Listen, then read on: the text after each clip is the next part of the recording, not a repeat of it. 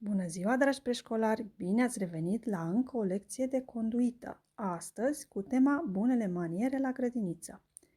O educație manierată este importantă pentru voi copiii, pentru că bunele maniere vă dezvoltă deprinderile necesare pentru a vă descurca și integra social. Ce înseamnă acest lucru? Spre exemplu, să fii politicos înseamnă să dovedești apreciere, respect și sinceritate în relațiile cu ceilalți din jurul vostru. Socializarea, sau mai bine zis conversația, dintre voi și un coleg, un membru al familiei sau o altă persoană vă ajută să vă faceți prieteni și vă învață să rezolvați diferite conflicte, certuri care pot să apară între voi și cei menționați mai sus. Așadar, bunele maniere se aplică în fiecare aspect al vieții voastre, la joacă, la masă, în familie, în locuri publice, gen parcuri, teatre, mall-uri, etc., dar și la grădiniță.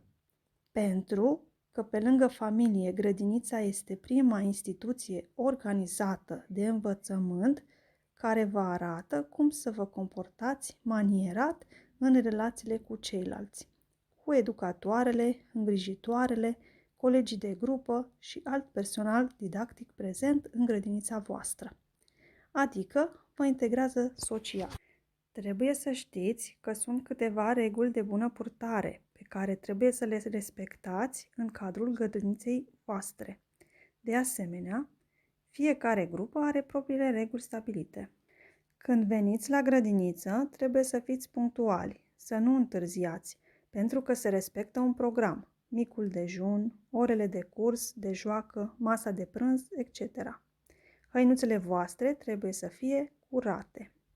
Încă de când intrați în grădiniță, mergeți frumos în liniște, nu alergați pe holuri și vă dezbrăcați și aranjați hăinuțele în dulăpioare.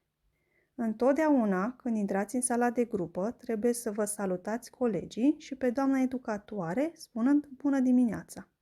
Atenție! Când închideți ușa, să nu o trântiți, trageți după voi încet ușa. Când vorbește doamna educatoare, trebuie să faceți liniște și să fiți atenți la ce vă explică.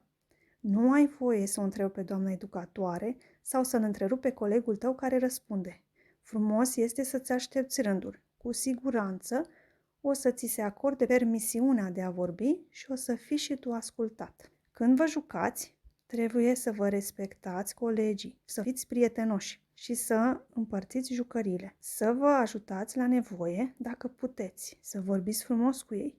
Folosiți formule de genul te rog, mulțumesc, cu plăcere, îmi pare rău. Trebuie să păstrați curățenia în spațiile grădiniței, în clasă, în sala de mese, locul de joacă, sala de sport, etc.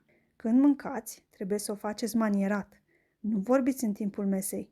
Nu vă jucați cu tacâmurile sau cu mâncarea. Este periculos. Vă puteți lovi. Nu săriți pe și de pe scaune. Când terminați de mâncat, așezați-vă frumos scaunele la mese și mulțumiți pentru masă. Când mergeți la baie, nu alergați.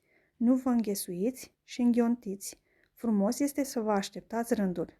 La somn, chiar dacă nu dormiți, trebuie să păstrați liniștea, să nu vă deranjați colegii care se odihnesc. Când plecați acasă, trebuie să spuneți la revedere și să lăsați ordine la locul de joacă. Așadar, copii, ia uitați câte reguli există într-o grădiniță. Nu uitați să țineți cont de ele în fiecare zi când mergeți în grădinițele voastre.